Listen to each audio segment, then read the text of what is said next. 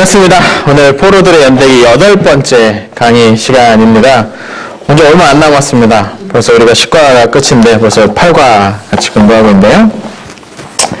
자, 오늘은 스룹바벨 성전이 완공되는 이야기를 같이 해보겠습니다. 지난 시간에 이제 했던 내용을 잠깐 정리 한번 해보면요. 지난 시간에 어떤 일이 있었냐면 이제 포로들이 드디어 귀환할 수 있는 일이 벌어집니다. 누구 때문에 그 일이 가능했습니까? 누구 때문입니까? 고레스죠, 고레스. 네, 고레스. 몇 세입니까? 고레스는 무슨 2세지? 그렇죠. 네, 키루스 2세죠. 고레스는 키루스 2세를 가리키는 표현입니다. 고레스 2세가 몇 년에 왕이 되냐면 538년에 왕이 됩니다. 그래서 538년에 포로들은 다 돌아가도 좋다라고 귀환 칙령을 내리고 실제로 귀환을 한 것은 몇 년이라고? 그 이듬해 1년 후에. 왜냐면 이제 정리할 것도 있고 뭐 해야 될 시간이 필요하니까 조사도 하고 해야 될 거 아니에요? 네, 조사도 해야죠. 녹화하고 있으니까 딴 얘기는 못하겠습니다. 네, 실제로 해서 1차 귀환이 537년에 이루어집니다. 이듬해 이제 도착을 하게 되는 거죠. 그래서 백성들이 예루살렘으로 도착하면서 가장 먼저 한 일이 뭐라고요? 성전을 재건해야겠다라고 생각을 먼저 합니다. 와가지고 사실 자기들 아직 살 집이나 할 일이나 그런 거 알아보기도 전에 먼저 돌아와서 성전 재건해야겠다라는 생각을 가장 먼저 했다는 거죠. 그러니까 이 돌아왔던 사람들의 그 특징이 이제 드러나는 겁니다. 이 사람들은 어떻게 신앙적인 열심이 굉장히 강했던 그런 인물들입니다. 생각해보면 돌아왔던 사람들이 약 42,000명 어간이라고 했는데 42,000명 그렇게 돌아오겠다고 굳이 지금 몇십 년, 수십 년 거기서 살다가 그 터전 다 버리고 돌아오겠다고 하는 사람들은 아주 단단히 마음먹은 사람들인 거죠. 특별히 그 사람들에게 있어서 신앙적인 열정, 종교적인 열정이 굉장히 강력했으리라라는 것을 우리가 충분히 짐작해 볼 수 있는 내용이었습니다. 자, 근데 이때 귀환했을 때 1차 귀환의 지도자가 누구였습니까? 누구였습니까? 세스바살이었죠. 네. 녹화에는 여러분 대답은 안 들어가니까요. 네, 그렇죠. 다 잘 맞추셨어요. 네, 그렇습니다. 네. 세스바살의 지도 아래 돌아옵니다. 세스바살은 누구였느냐? 사실 이거 정체를 우리가 충분히 다 설명하기 어렵겠지만, 그래도 이제 근사한 추측이 하나가 이제 우리가 제시가 됐었는데, 누구라고요? 그렇죠. 여호야김. 그러니까 사로잡혀갔던 유다의 그 어린 왕의 아들이 세스바살이 아니었냐. 역대기 이제 세나살이라고 나오는 그 인물이 아마 세스바살이 아니었을까라고 추정을 하는 거죠. 자, 그래서 이제 돌아옵니다. 그 사람이 돌아와서 성전을 재건하려고 합니다. 성전 재건을 시도합니다. 성전 재건. 근데 이것이 방해를 받습니다. 누구에 의해서 방해를 받습니까? 그렇죠. 사마리아 사람들. 네. 사마리아 사람들에 의해서 방해를 받습니다. 이 사마리아 사람들은 누구라고요? 아시리아의 주민에서 네. 그렇죠. 그러니까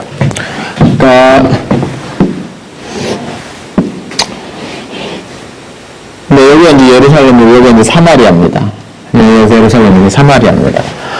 그러니까 사마리아 사람이라고 하면 이 사마리아에 사는 사람들을 가리키는 게 아니고 일단 이 지역, 북왕국 영토 전체를 아시리아가 이적을 함락시킨 이후에 이 지역을 사마리아 지역, 그러니까 사마리아 속주로 삼아서 다스렸어요. 그러니까 이 지역에 사는 사람들을 광범위하게 부르는 이름이 사마리아 사람인 거예요. 그러니까 신약 성경에 사마리아 사람이 나올 때 꼭 이 사마리아 성에 사는 사람들만 가리키는 게 아니고 여기 세겜이라든지 유명한 도시들이 구한 여러 군 다 사마리아 사람이라고 이 지역을 사마리아라고 부르니까 그렇게 이제 볼 수가 있는 거죠. 이 사람들의 특징은 뭐냐면 원래 북이스라엘 사람들이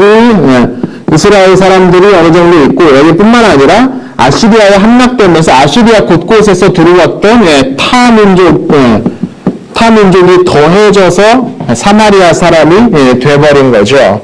그러니까 이 성격 자체가 약간 혼합적인 그런 캐릭터를 갖고 있습니다. 그래서 여호와 신앙에 관한 그 흔적들이 많이 남아있긴 하지만 그뿐 아니라 이제 다른 지역에서 온 어떤 신앙이라든지 전통이라든지 그런 것들이 많이 섞여 있는 그런 사람들이었어요. 그래서 예루살렘에 성전을 짓겠다고 하니까 이 사람들이 내려와서 방해를 시도합니다. 아마도 그 이유는 그러니까 자기들이 이제 이 지역의 주도권을 가지고 있었는데 새로운 사람들이 여기 내려와가지고 여기다가 새로 뭔가 거점을 짓고 뭔가 장사를 시작하여 자기들 뭔가 일을 하려고 하니까 그것을 아마 이제 방해하기 위한, 그러니까 그것이 이제 불편하니까 제거하기 위함이 아니었나라고 우리가 생각해 볼 수가 있는 거죠. 자, 그렇게 방해가 이루어지고 나서 성전 재건이 몇 년 동안 미뤄진다고요? 16년 동안이나 미뤄지게 됩니다. 공사를 하다 말고 16년을 미루면 그거는 완전 그냥 폐허가 되는 거죠. 완전 아무것도 목재가 16년 동안 방치되어 있다고 생각을 해주고 목재 뭐 아무것도 못 쓰겠죠. 그러니까 주변에 들였던 많은 돈이라든지 그 공력이라는 것들이 사라져 버리면서 많은 사람들이 이제 기운도 꺾인 거죠. 그런 거지. 이제 교회로 치면 건축하겠다고 다 정말 온 성도들이 있는 힘껏 헌금해가지고 건축 헌금을 쫙 모았는데 건축하다 사기를 당해가지고 다 날아가 버렸어. 그 교회에서 또 건축할 수 있겠냐는 거죠. 대단히 힘들겠죠. 상황 자체가 그러면. 이스라엘 사람들은 사실 더 했습니다. 왜냐하면 여기 돌아온 사람들은 정말 다 버리고 돌아온 사람들이잖아요.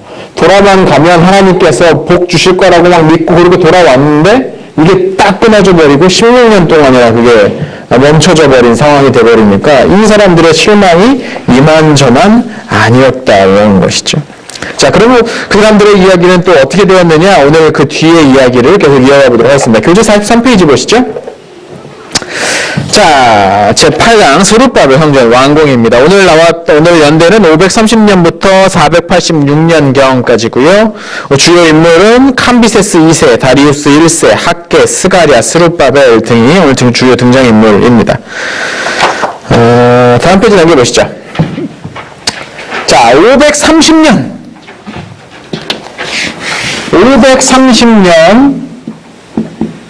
고레스가 죽습니다. 고레스가 죽습니다. 왜 죽었느냐? 전사했습니다. 싸우다가 전사했습니다. 페르시아가 이제 세워졌는데 페르시아가 굉장히 강한 나라 아니었습니까? 영토가 아주 넓었어요. 그 영토가 넓으니까 지켜야 될 땅도 많았겠죠. 지켜야 될 땅도 많았겠죠. 쫙 저기로 가면 인도로 빠지고, 네. 뭐 아라비아겠죠 이쪽에 이제. 네. 아라비아 반도가 너무 크게 그렸는데 여튼 네 그렇습니다. 그러니까 지켜야 될 땅들이 굉장히 많아요. 네, 이쪽에 뭐 시리아, 팔레스타인 지역, 메소포타미아 지역, 스와시아 일부, 그리고 메디아 지역, 파레스 지역. 또 지켜야 될 땅들이 굉장히 많잖아요. 그래서 이제 이렇게 넓은 나라의 왕이 되려면은 제일 큰 고민은 이제 외적을 막아내는 그 일입니다. 특별히 뭐 이 시대 이런 고대 시대 같은 경우에 왕들이 직접 나가서 이제 싸움을 치른 경우가 많이 있었으니까요. 바로 이 북동쪽에서 북쪽에서 유목민족들이 쳐들어 내려옵니다.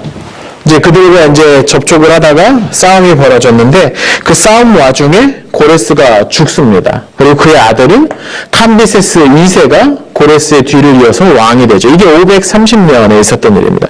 그런데 이 과정이 자연스럽지는 못했나 봐요. 그러니까 캄비세스 이외에 다른 왕위를 계승하려는 인물들이 아마 있었나 봐요. 그래서 왕위를 계승하는데 조금 이제 무리를 했고 그러다 보니까 정통성 문제가 대두되니까 이 정통성 문제를 확보하기 위해서 왕실 내에 근친혼을 합니다. 두 여동생과 결혼을 합니다. 이거는 왕실의 혈통을 강화한다는 어떤 그런 차원의 일이겠죠. 그래서 이 정통성이 부족하니까 뭐 결혼까지 하면서 억지로 좀 이제 그런 면도 보였고 뿐만 아니라 사람들에게 내가 왕이 될 만하다라는 것을 보여주려면 업적을 보여줘야 돼요. 업적을 세워야 돼요. 실력으로 뭔가를 보여줘야죠. 저 사람이 왕이 될 만하다. 그래서 나선 게 뭐냐면 바로 이 이집트 지역에 대한 공략입니다. 고레스가 여러 차례 이집트를 공략하기로 했으나 실패했거든요.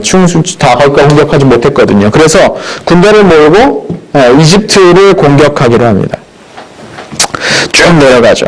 근데 출정을 앞두고 이렇게 생각해 보면 거리가 제법 멀거든요. 여기 이제 페르시아고, 페르시아 수도가 여기란 말이죠. 파사르카데.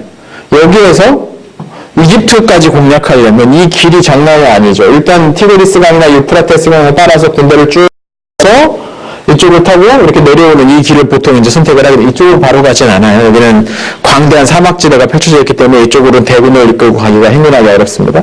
그럼 이 길을 이렇게 멀리 다녀오려면 걱정되는 건 뭐냐면 내가 없는 사이에 뒤에서 뭔 일이 있지 않을까라는 생각을 하게 된 거죠.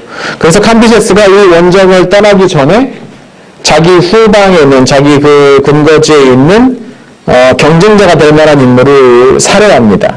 그게 바로 자기 형제였어요.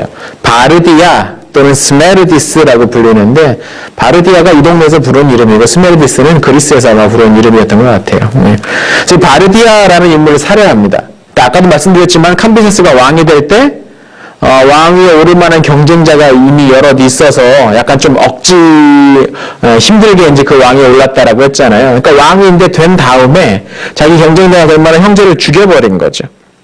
그리고 이제 군대를 몰고 갔는데 큰 승리를 거두네요. 당시 이집트가 제26왕조, 이집트 제26왕조였는데 26왕조를 없애버립니다. 무너뜨리고 이제부터 내가 파라오야 하고서 캄비세스가 내가 파라오야 라고 선언합니다. 그래서 이집트 제27왕조는 이집트 제27왕조의 첫 번째 파라오의 이름은 캄비세스입니다. 캄비세스가 이집트의 파라오가 된 거예요. 이런 일들이 이제 조금씩 벌어지기 시작을 합니다. 나중에 알렉산드로스 대왕이, 이 다음 과죠. 신구약 중간사연대에 나오는 알렉산드로스 대왕이 이집트를 정복하고 나서 알렉산드로스 대왕도 자기가 파라오가 됩니다. 직접.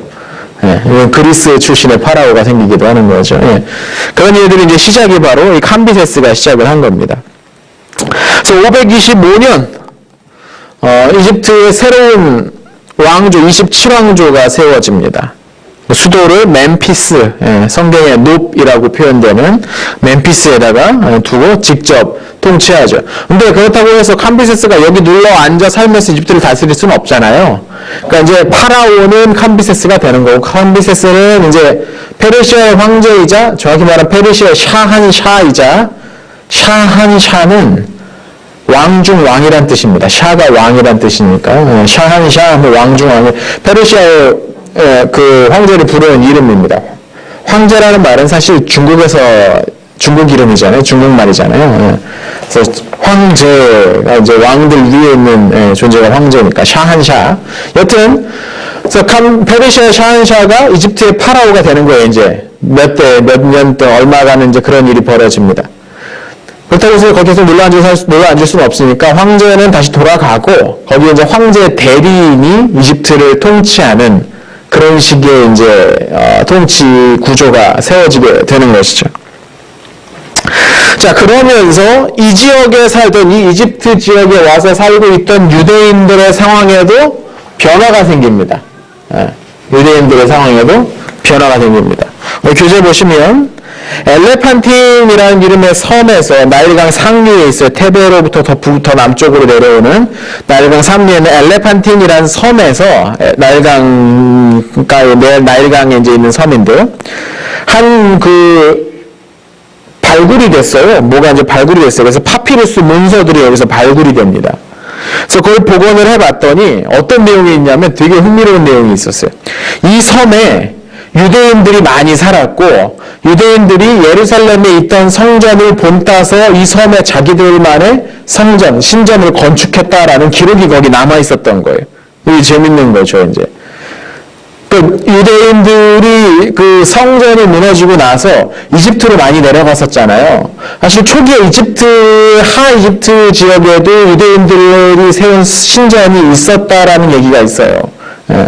이제 어떤 유일한 성전이 하나만 딱 있는 게 아니라 유대인들이 흩어지면서 곳곳에서 특별히 이집트로 갔던 유대인들은 상당수가 자기들만의 공동체의 신전, 성소를 건축했다라는 것을 알 수가 있는 거죠.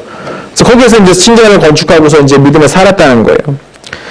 그래서 이때 당시 그 페르시아의 황제들이 이제 이집트의 파라오가 된 페르시아의 황제들이 이집트 남쪽에 누비아라고 불리는 나라가 있었어요. 누비아족이라고 불리는.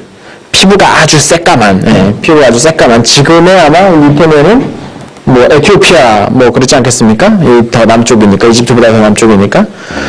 아마 그 누비아라고 불리는 민족이 있는데 이 사람들이 아주 잘 싸웠거든요. 예전에 이 사람들이 올라와가지고 한번 하 이집트까지 직접 정복하면서 직접 여기까지 파라오가 된 적도 있어요. 불과 얼마 전에. 그러니까 그 정도로 이 상 이집트 지역에 그 남쪽에 있었던 민족들이 강했기 때문에 이 사람들을 방어하기 위한 요새가 여기저기 건축되어 있었는데 그 중에 하나가 이제 엘레판트 섬에 있었다는 거죠. 그래서 이 페르시아계 파라오들이 유대인들 집으로 돌아가라고까지 하지 않았습니까? 그래서 여기 또 유대인들한테도 뭐 굉장히 이제 그 우호적으로 대해줬던 거죠. 거기들 너네 뭐 신전 짓는 거 오케이 뭐 다 해 괜찮아. 다만 거기서 살면서 거기를 좀 지켜줘. 왜 저기 쳐들어오면 거기를 좀 지켜줘. 라고 아마 그런 식의 이제 이야기가 됐던 것 같아요. 그러니까 페르시아의 통치 아래 있는 유대인들의 어떤 정치적인 상황은 특히 종교적인 상황도 마찬가지고 가능하면 그들이 믿고 싶은 것을 거의 허용하는 그런 입장이었어요. 페르시아는. 이제 아키메네스 왕조 페르시아의 특징인데 굉장히 유화적입니다. 종교 면에 있어서. 정교와 전통 면에서. 이건 키루스 이래로 유구히 흘러오는 전통이에요. 이게 이제 재밌는 겁니다. 이게 이제 페르시아를 아케메네스 왕조 페르시아라고 부르는데, 아케메네스 왕조 페르시아라고 부르는데, 왜냐면 나중에 페르시아가 하나가 더 생겨요. 페르시아라는 이름의 나라가 또 하나 생겨요. 다른 나라가. 근데 나중에 생긴 나라가 우리는 옛날에 그 페르시아의 영광을 계승하는 나라다라고 하면서 이름이 페르시아라고 하면 우리가 조선이 옛날에 있었던 조선을 뭐 똑같이 했던 것처럼 그래서 이 두 번째 페르시아를 사산 왕조 페르시아라고 불러요. 사산 왕조 페르시아라고 불러요.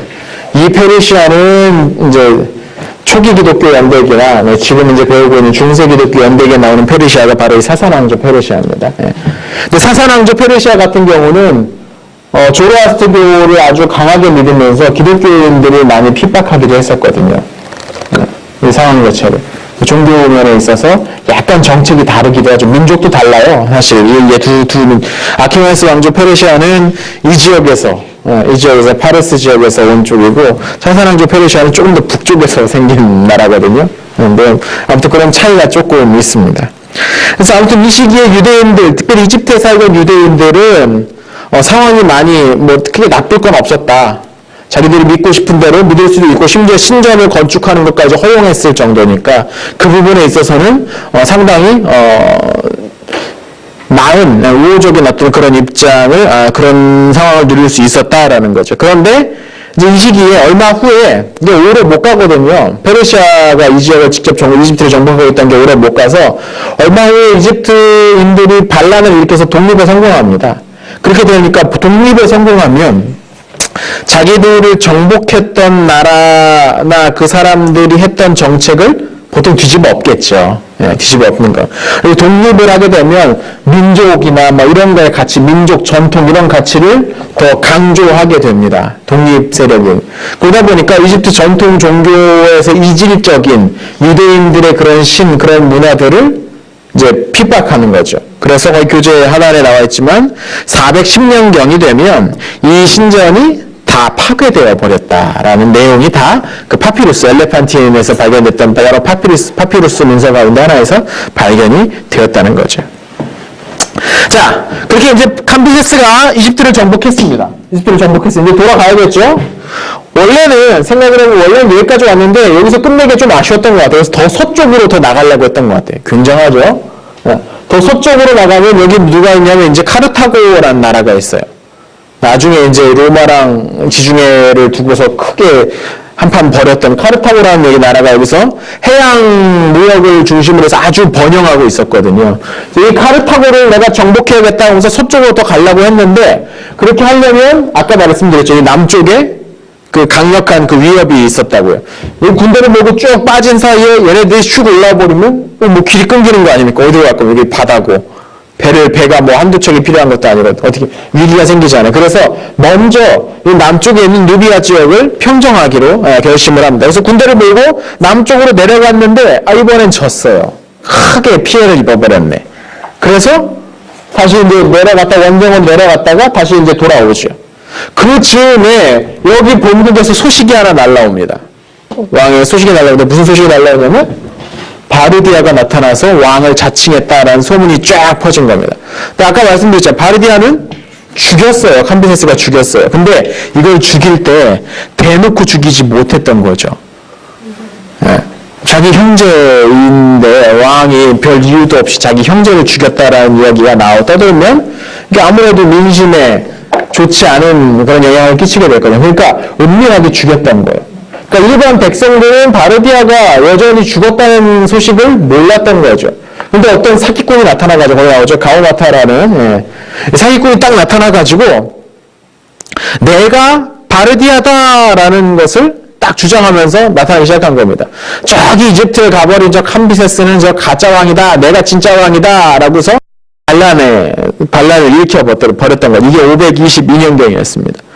그러니까 이제 캄비세스가 군대 몰고 와가지고 이집트는 겨우 정복했는데 누비아 공격했다가 병력을 상당수 잃어버렸어요. 그럼 이 상황에서 여기 오래 머물수록 불리해질 수밖에 없어요. 본국 왕궁을 차지하고 있는 사람이 유리할 거 아닌가. 시간이 지날수록 세금이 다 이쪽으로 몰릴 텐데 가면 갈수록 이쪽으로 부유하고 사람들이 이쪽에 몰릴 겁니다. 그래서 급히 본국으로 돌아가기로 합니다. 군대를 몰고 급히 돌아가다가 한 이 지역쯤에서 갑자기 죽어버려요.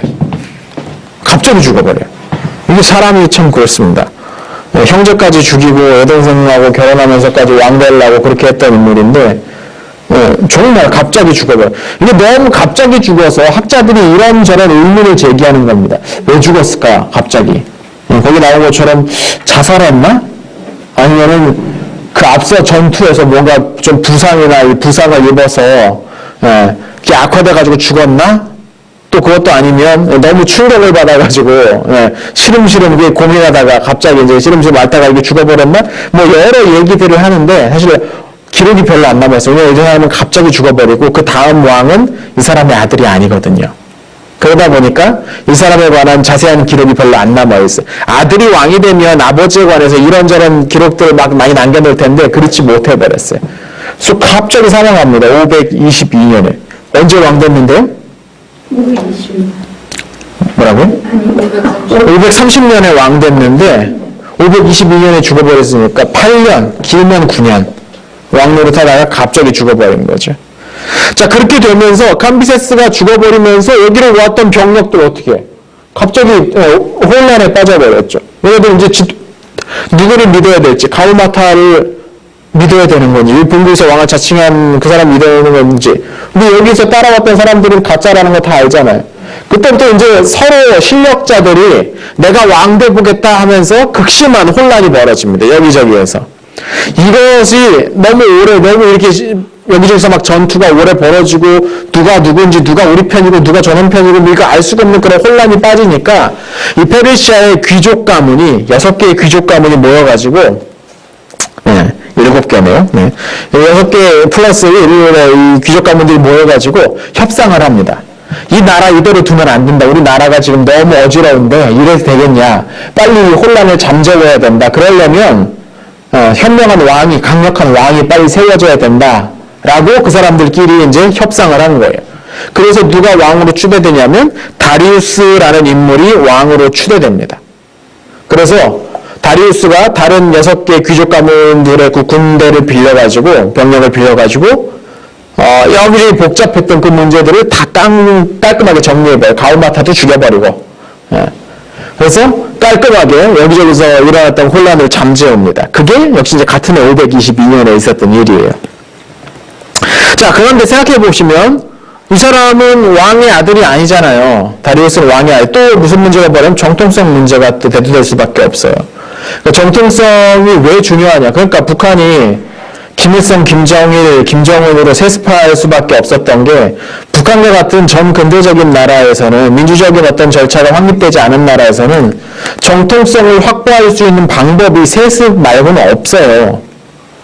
우리나라 같이 민주정치가 어느 정도 민주제도가 정착된 나라에서는 투표라는 것을 선거를 통해서 정통성을 획득한 지도자가 나올 수 있는데 북한은 그게 안 되잖아요. 지금 상황 자체가. 뭐 선거를 한다고 하지만 사실 그 선거가 아주 민주적으로 모두의 어떤 지지를 확인하는 그런 선거가 아니니까. 그러다 보니까 그런 식으로 이제 세습을 하는 거지. 이제 김일성, 김정일, 김정은으로 세습할 수밖에 없는 거죠. 오해하지 마십시오. 제가 북한 체제를 뭐 옹호했다든지 뭐 그런 식으로 생각하시면 안 되는 겁니다. 그러니까 전 근대적인 국가에서는 그런 식으로 이루어질 수밖에 없어요. 사실 북한은 왕조 국가가 아니겠습니까? 그 상황이 이제 그렇게 될 수밖에 없는 거예요. 그러니까 이 혈통이라는 게 무시할 수 없는 겁니다. 이런 전 근대 국가에서 혈통이라는 게 무시할 수가 없어요. 만약에 김정은이 없어지고 김일성 죽은 다음에 누군가 어떤 무슨 장군이나 어떤 실제 실력인 정치인이 와가지고 내가 최고 지도자다 했으면 아마 금방 북한 아주 패닉 상태로 빠져들었을 겁니다. 여기저기서 막 내가 하겠다, 네가 하겠다 하면서 막 상당한 일이 벌어졌을 겁니다. 그러니까 이제 김정은도 그거 아니까 계속해서 자기 무슨 혈통이 백두혈통이니 무슨 하면서 계속 그 신화화 작업을 하잖아요. 이게 정통성 강화하기 위한 작업이거든요. 근데 다리우스는 그걸 할 게 없어요. 그걸 할 수가 없어요. 그러니까 아까 말씀드렸죠? 혈통이 아니면 뭘로 정통성을 만들어야 된다고요? 그죠? 자기의 실력으로 정통성을 만져, 저 사람은 참 왕이 될 만하다라는 것을 보여줘야 되는 거예요.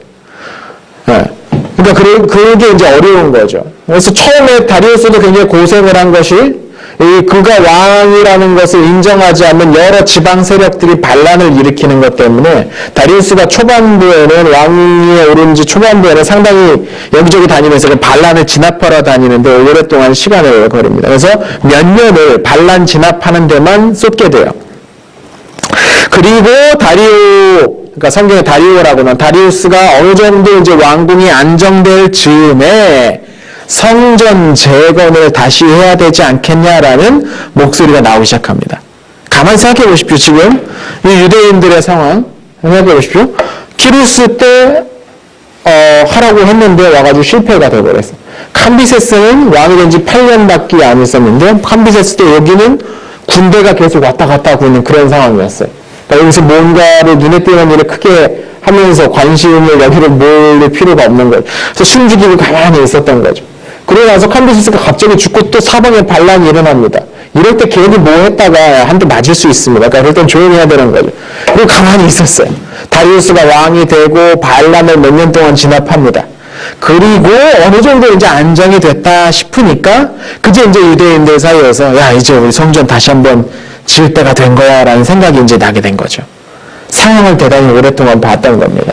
16년을 그냥 놀고 먹기만 했던 것은 아니었던 것 같아요. 자, 학계 1장 14, 15절입니다. 한번 읽어주십시오.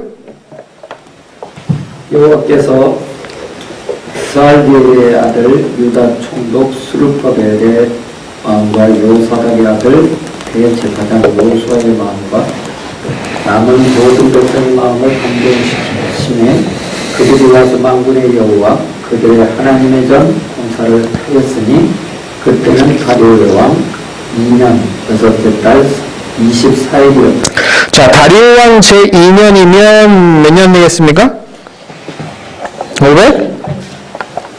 520년이겠죠. 522년에 왕이 됐으니까. 그쵸? 네. 첫 번째는 이제 제2한 연도니까.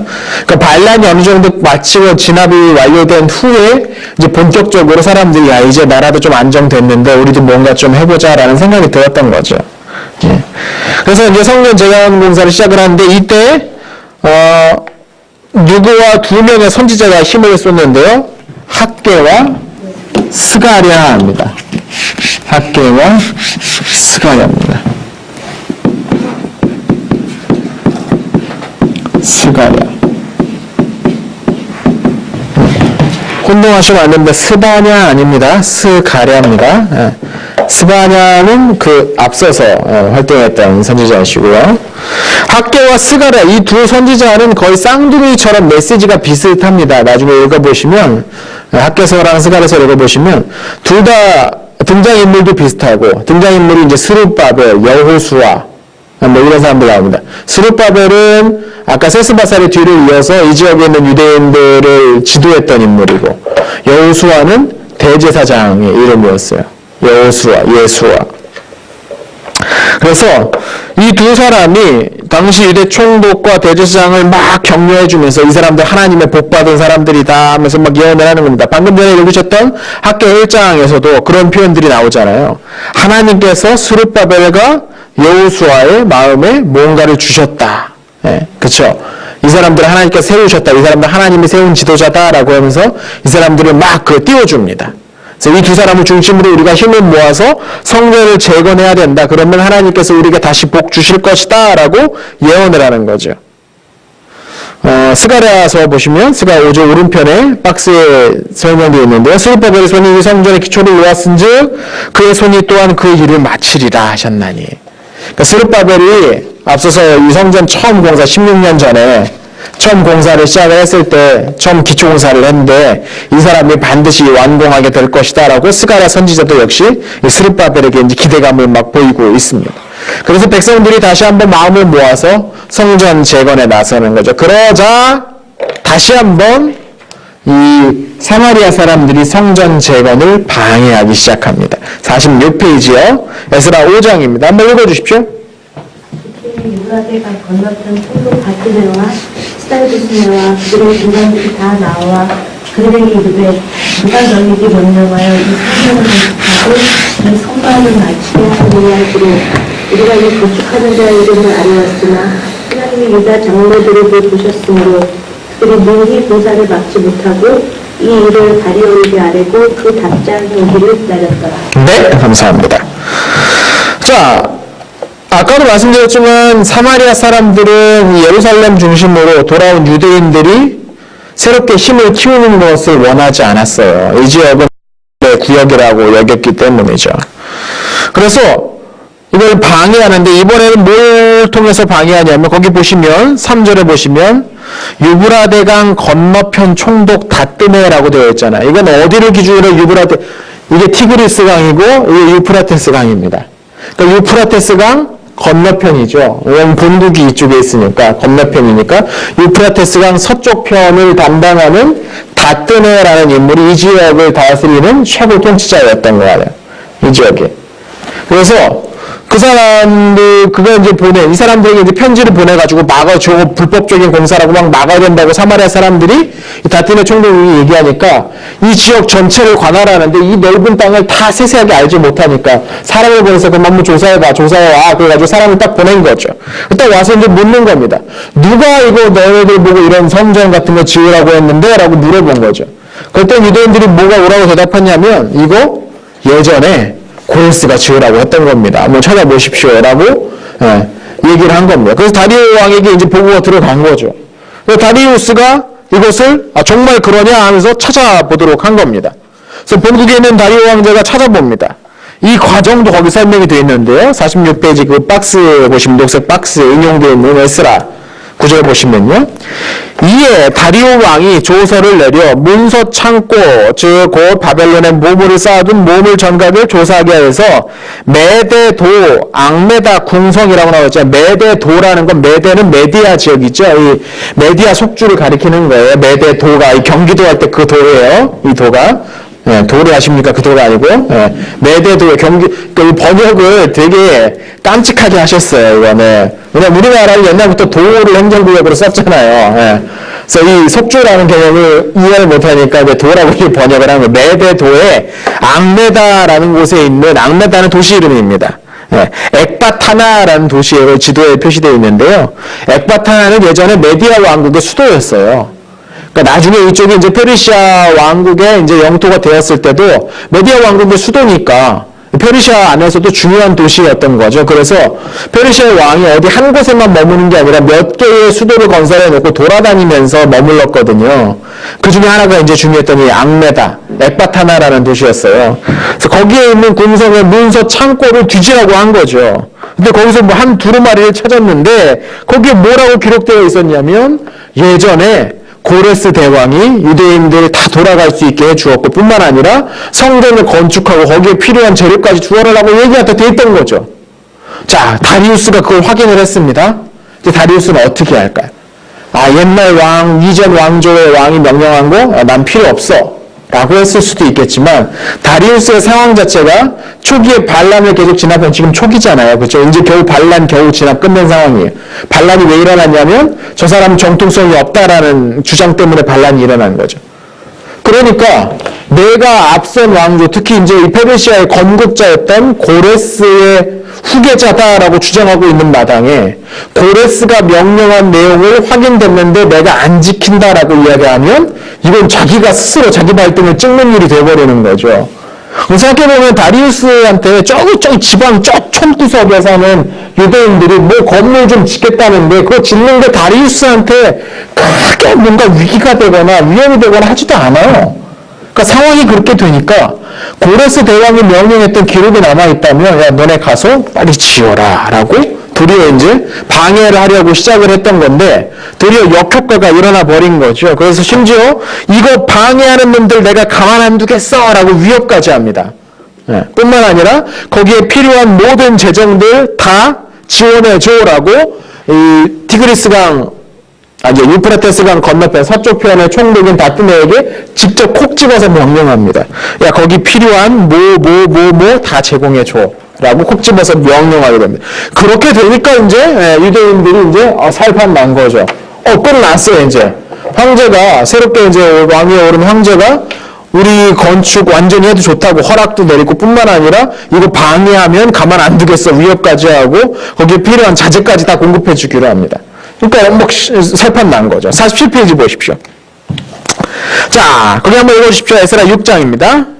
다리오 왕 제6년 아다롤 3년 3년이 소년이나 이스라엘 자손과 제사장들과 레위 사람들과 기타 사로잡혔던 자의 자손이 즐거이 하나님의 성전 봉헌식을 하니. 네, 그렇습니다. 다리오 왕 제6년이니까 다리오 왕이 이제 522년에 왕에 올랐으니까 6년이면은 516년이 되는 거죠. 네. 이게 1이 더했다 뺐다 이것은 고대인들의 1년과 현대인들의 1년의 그 기점이 다르기 때문에 그것 때문에 약간 차이가 있는 겁니다. 이건 제가 앞서서 이제 설명을 드렸었고요. 그래서 실제로 2년째에 다리오 왕 2년째에 새로 건물 짓자고 막 선지자들이 막 북도 갔잖아요.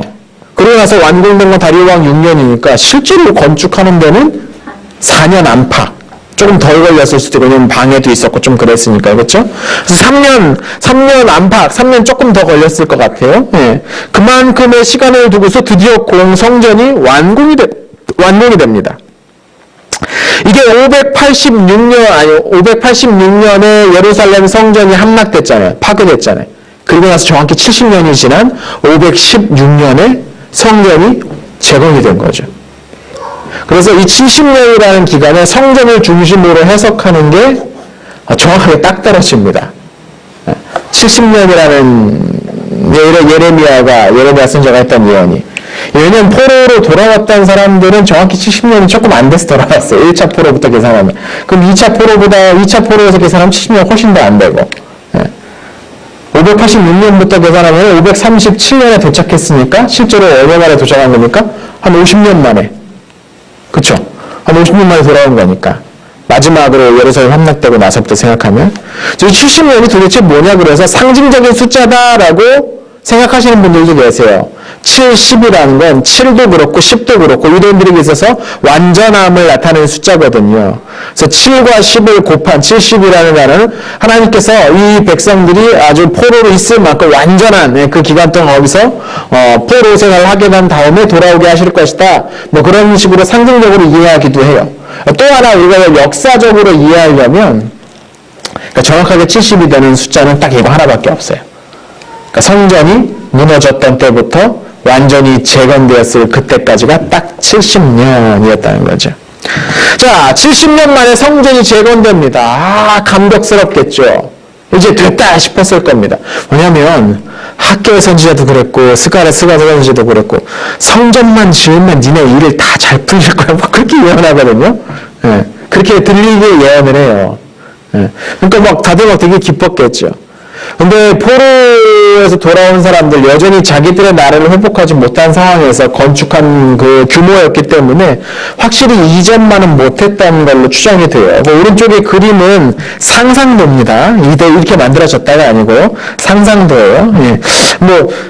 그러니까 이전과 그 규모가 너무 줄어들긴 했었죠. 왜냐면 예루살렘 아직 뭐 성벽도 군데군데 무너져가지고 성벽도 재기능 못하고 뭐 상황이 그런 상황에서 이 성전부터 건축한 거니까 뭐 감격스러웠겠지만 예전만 못했을 겁니다. 그래도 거기 있는 사람들이 굉장히 기뻐하면서 대대적인 성전 봉헌식을 하죠. 인내는 아마 힘을 다 들였던 것 같아요. 이때가 아달월이었어요. 아달월. 위에서 나왔잖아요. 다리오 왕 제6년 아달월 3일에라고 되어 있잖아요. 아달월은 2월에서 3월 사이입니다. 딱 지금쯤이었던 것 같아요. 지금보다 조금 이른 시간이네. 뭐 우리나라 기준으로 하면 안 되고 이 동네 기준으로 봐야 되니까. 이제 봄이에요. 싹 트는 계절이에요. 생각해 보십시오. 지금 뭔가 이제 분위기가 대충 이제 맞물리지 않습니까? 봄에 사방에서 이제 죽었던 것처럼 보였던 식물들 다시 막 싹이 트고 움트고 새싹이 돋고 막 그러는 가운데 성전이 짠 완성됐어요. 아, 이제 우리도 뭔가 다시 한번 크게 한번 싹 좀 튀어보겠다. 아마 그런 마음들이 여기서 생겼을 겁니다. 그리고 성전을 완공되고 만 다음 달이 니산월이었어요. 니산월이면 새해가 시작되는 달입니다. 3, 4월경이죠. 그러니까 지금입니다. 지금이 니산월입니다. 이대식으로 따지면. 그러니까 이제 이 새해는 하나님이 이제 복 주실 해, 아마 그렇게 여겨졌을 겁니다. 그래서 유월절을 지킵니다. 대대적으로 이제 유월절을 지키고, 막, 이제 우리 됐어. 뭔가 이룰 수 있어. 하면서 막 굉장히 기뻐하는.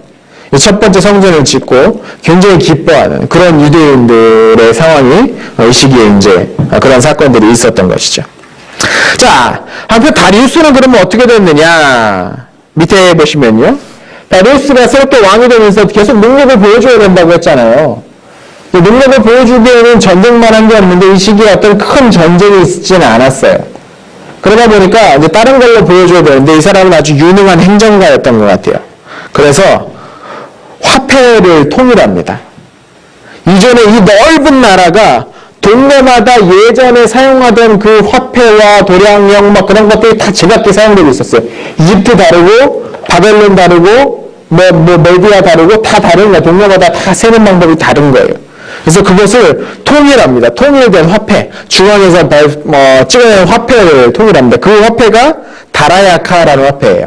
앞서서 성경에 이제 다릭이라고 불렸던 그 화폐 단위가 다라야카가 바로 이 다리우스가 만든 1 다라야카가 얼마 정도나 된다고 했죠? 그 무게가?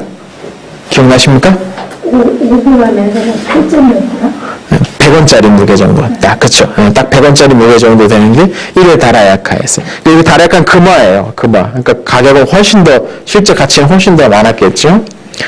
측량법을 정합니다. 그래서 어디에서든지 통할 수 있는 저울, 이런 걸 만든 거예요. 이게 중요한 이유는 뭐냐면, 그래야 상업활동이 활발해질 수 있어요. 그렇지 않으면 동네마다 다 다르면 그때마다 그걸 다시 재고 다시 측정하고 흥정을 다시 교환으로 화폐를 다시 바꾸고 막 이것이 굉장히 복잡하니까 제대로 이게 물물이 교환이 안 되겠죠. 이동이 제대로 안 되고 장사가 안 되겠죠. 그래서 이것을 함으로써 대대적으로 제국 전역의 어떤 상공업 수준을 이렇게 활발하게 더 만드는 어떤 그런 역할을 하려고 했던 거죠.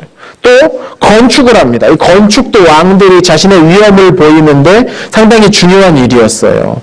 그래서 큰 건축물들 또는 도시를 이 정도 되면 황제 정도 되면 도시 하나 좀 지어줘야 돼. 네. 그래서 도시를 이제 건축하는데 그게 하나가 이 수사에 새로운 왕궁을 건축하는 겁니다. 그래서 이 페르시아 후에 이제 에스더가 이 수사궁에서 사건이 벌어지는 거죠. 자, 그렇게 이제 열심히 합니다. 근데 여전히 다시 한번 또 반란이 일어나기 시작을 합니다. 이 다리우스는 반란 진압하느라고 정말 지긋지긋했을 거예요. 그래서 반란이 다시 한번 일어나네요. 그래서 어디에서 반란이 가장 먼저 일어나냐면 이집트에서 반란이 일어납니다. 군대를 몰고 이집트까지 와야겠죠. 본국에서 군대를 몰고 이집트로 내려옵니다.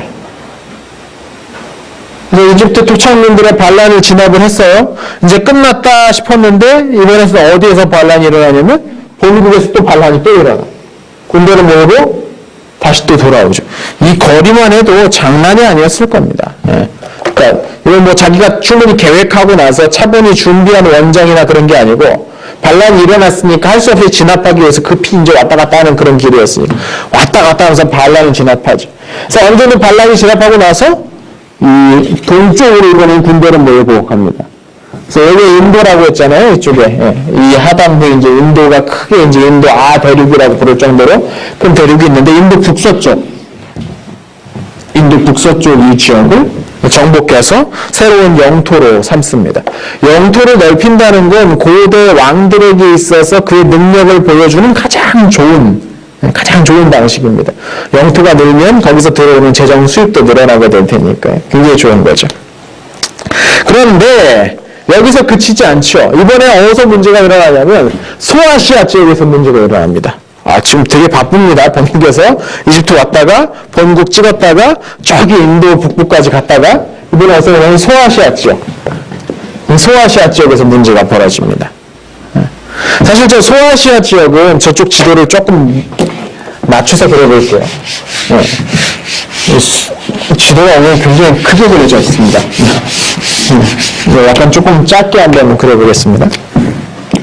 네, 소아시아가 있습니다. 이거 잘 아는 이제 여기서 그냥 찍어줘야 대충 이제 어디쯤이 다 나오죠. 티그리스강, 유프라테스강 있고, 이거 이제 아라비아 반도입니다. 이거 이제 아라비아.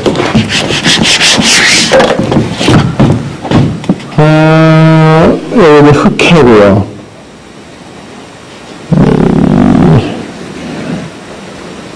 아드리아하고 이탈리아입니다. 동쪽으로 보시면 되겠습니다. 여기가 그리스거든요. 그리스. 이 그리스 사람들은 이 동네 땅이 그렇게 좋지 못해요. 농사 지을 만큼 충분하게 넓은 평야가 있는 것도 아니고 대부분 암석지대고 산이고 막 그래요, 이 지역이. 그러니까 이쪽부터 땅에 희망 걸지 말고 바다로 나가자 해가지고 여기 지중해 있잖아요. 지중해 곳곳에 다니면서 장사하면서 벌어서 먹고 살았던 사람들이 그리스 사람들입니다. 물론 일부는 농사를 중심으로 살기도 했어요. 예를 들어 뭐 스파르타 같은 데서는 농업이 아주 중요한 산업이긴 했는데 대개는 여기저기 돌아다녔어요. 그래서 이 사람들이 소아시아 지역에도 많이들 정착을 했고요. 이탈리아 남부 쪽에도 정착을 해가지고 자기들 도시를 많이 건축합니다. 시칠리아도 그렇고 더 멀리는 여기까지 갑니다. 이집트도 가고 뭐. 그러니까 굉장히 여기저기를 돌아다니면서 식민 도시를 건축해, 식민시를 건축해. 식민시는 식민지랑 다른 겁니다. 식민시는 내가 가서 우리 사람들이 거기 정착해가지고 새로 도시를 만든 게 이게 식민시예요. 식민지는 이제 남의 땅 이렇게 억지로 해가지고 식민시는 아무것도 없는 데가 새롭게 자기 이제 땅 만들어낸 식민시. 여기저기 건축을 했던 거예요. 소아시아 서쪽에도 여기에도 여러 도시들이 세워져 있었는데 이 도시들은 다 그리스 사람들이 대부분 세웠어요. 일부는 여기 이제 페니키아 사람들도 이제 가가지고 페니키아도 페니키아 이 사람들도 꽤 여기저기 다니면서 많이 이제 정착했던 사람인데 여튼 그래서 이 지역을 뭐라고 부르냐면 이오니아라고 불러요. 이오니아 지역이라고 불러요. 소아시아 서쪽 해안 쪽을 따라서 있는 여러 도시들 있는 그 지역을 이오니아라고 불러요. 이 지역에서 최초의 철학자들이 다 여기서 나오는 겁니다. 뭐 탈레스니, 아낙시메네스니, 아낙시만드로스니 뭐 하는 최초의 철학자들이 다 이오니아 철학자들이라고 불러요. 다 그리스 사람들입니다. 소아시아에서 태어났지만 그리스 사람들이었어요. 근데 이 사람들이 페르시아가 이 지역을 지배를 했는데 예전에 키루스가 이 지역을 정복했으니까 페르시아가 이 지역을 지배했는데 이 사람들은 몸은 아시아에 있지만 소아시아 지역에 있지만 사실 자기들은 그리스에 더 가깝잖아요. 그래서 이때에 그리스계 주민들이 대대적으로 반란을 일으키고 우리는 그리스 쪽으로 갈 거야 하고서 가버렸습니다. 그래서 갔다 뭐 땅을 잘라갈 수는 없고 이제 반란을 일으켰다라는 거죠. 더 이상 세금 안 바치고 우리는 페르시아 필요 없어. 너네 더 이상 섬기지 않을 거야. 라고서 선언해 버립니다. 그러니까 그러면 위기잖아요. 여기서 막 공격해오면 어떻게 해요? 여기서 바로 인격지로 붙어 있는데. 그건 이제 여기서 배로 막 도와주는 거죠. 금방금방 보급해주고 하면서 페르시아는 전통적으로 육상국가잖아요. 여기 다 대륙이잖아요. 대륙에서 육상국가니까 바다를 아직 잘 몰라요. 바다에 익숙치 않은 사람들이. 그러니까 여기서 배 타고 와서 후방에서 이렇게 막 지원해주는 걸 막을 수가 없어요. 그냥. 그런 걸 할 수가 없는 거예요. 그래서 이제 문제가 생기는 거죠. 그래서 다리우스가 저 놈들을 또 저 반란을 내가 진압해야지 하고서 군대를 모읍니다. 얼마를 모으냐면 25,000명을 모읍니다. 엄청난 거죠. 네, 이 시기에. 이 고대 시기에. 고구려는 아직 나오기도 전입니다, 여러분. 네. 고구려 백제 신라는 아직 태어나기도 전인 이 오래된 시대에 25,000명의 군대를 모으고 배를 600척을 징발을 하고 만들고 합니다. 그래서 어디로 공격하려고요? 이 그리스를 공격하려고. 페르시아가. 이 조그만한 땅 그리스를 공격하려고. 저놈들 괘씸해하고서 공격하려고 나오고. 이게 바로 제1차 페르시아 전쟁입니다. 1차니까 2차도 있겠죠. 네. 제1차. 2차가 없는데 제자를 붙이면 안 됩니다. 네. 그 어법에 어긋납니다. 앞에 제라는 게 붙으면은 2차, 3차 다 있어야 되는 거죠. 자, 그래서 제1차 페르시아 전쟁이 벌어집니다. 근데 이때 당시 그리스는 도시국가들로 뿔뿔이 흩어져 있었거든요. 그래서 각각의 도시국가가 내릴 수 있는 병력은 얼마 안 돼요. 몇백인 경우가 대다수예요. 많으면 뭐 한 1,000, 2,000? 네. 도시국가에서 그 이상 낼 수가 없는 거예요. 그러니까 이렇게 대군이 엄청난 수를 가지고 이쪽으로 오게 된다면, 밀고 내려오면 사실 그리스는 깨져야 마땅한데 이것을 막아냅니다. 그 유명한 마라톤 평원에서의 전투가 마라톤 전투가 벌어지는 거죠. 예. 예. 그래서 이 마라톤 전투에서 누가 활약하냐면 아테네군이 활약합니다. 그래서 아테네군을 중심으로 한 그리스 연합군이 페르시아군을 무찔릅니다. 그래서 이 마라톤 전투에서 승리를 거뒀다는 소식을 2명의 병사가 본국 아테네시에 전달하고서 죽었다는 거 아닙니까? 예. 그래서 그 사람을 기억하기 위해서 마라톤이라는 운동이 만들어졌다라는 전설이 있는데 실제로는 그렇지 않다라는 얘기가 있습니다. 네, 그럼 아무튼 전설이라는 얘기가 있습니다. 여튼 실패해버렸는데 이게 490년입니다. 자, 이제 황제가 된 지 몇 년째입니까? 그럼 490년이면 벌써 522년에 황제가 됐으니까 32년째. 그러니까 청년 시기에 황제가 됐다고 하더라도 이제 나이도 이제 많이 들은 상황인 거죠. 나이가 이만큼 든 데서 그렇게 큰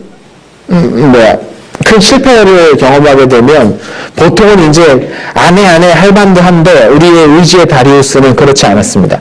다시 갈 거야 하면서 다시 병력을 끌어모읍니다. 그것을 3년을 준비합니다. 여러분, 뭔가를 3년을 준비한다는 건 진짜 못할 짓입니다. 예. 그리고 저는 수험생들, 재수 삼수하는 수험생들 진짜 대단하다고 생각합니다. 1년 준비하기도 어려운 것을 몇 년을 그렇게 준비해가지고 공부 준비하고 시험 준비하는 건 진짜 독한 사람들이나 할 수 있는 그런 일이죠.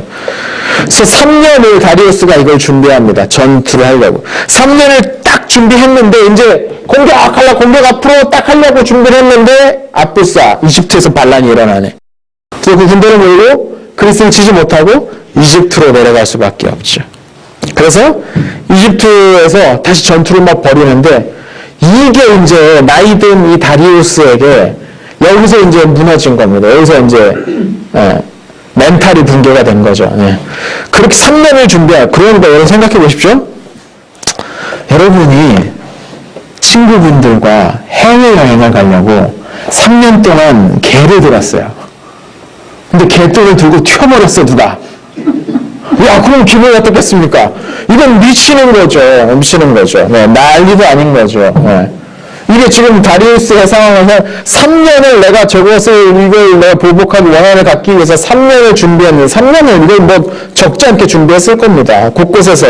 여러분 전쟁 나갔다가 한번 크게 패하고 돌아오면 이건 왕권이 흔들릴 정도의 위기입니다. 왜냐면 생각해 보시면 전쟁 나갔던 사람이 죽었어요. 이 사람이 원래 남아있었으면 농사를 짓건 뭘 해가지고 경제의 이바지가 될 수 있는 사람인데 그 사람이 죽어버려. 또 전투에 나간 사람이면 뭐 노인이나 어린이 데리고 나가겠습니까? 한창 일할 만한 팔팔한 청장년들 데리고 나갔을 텐데 그 사람들이 거기에서 몇만 명이 죽었다. 이렇게 되는 것은 국가 전체의 어떤 재정에 큰 타격, 경제에 큰 타격일 뿐만 아니라 그 사람들의 가족들이 이 말도 안 되는 전쟁 때문에 우리 사랑하는 아빠, 형, 동생, 아들이 죽었다는 얘기 때문에 왕에 대한 반감이 높아지겠죠. 뿐만 아니라 페르시아 같은 경우는 수많은 작은 그 속주들의 연합으로 되어 있단 말이죠.